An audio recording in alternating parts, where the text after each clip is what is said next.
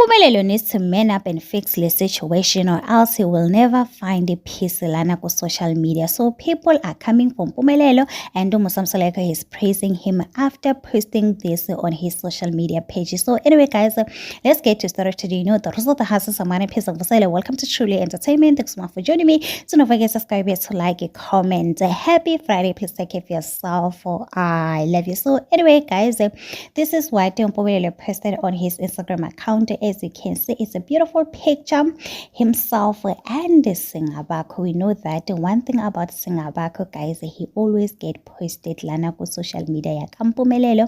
And Musamseleko, the caption, he went on to say ubaba nendotana Singabako umfana wam. And people were like, wait a minute, we have never seen you posting for your guys' kids. And people are saying kule season izingane zaThemba season 3, they want to see Mpumelelo visiting ingane zakaVuyokazi. We still remember season 2, Utirelo once said to Vuyokazi and Mpumelelo, they need to put everything aside and do it for the kids.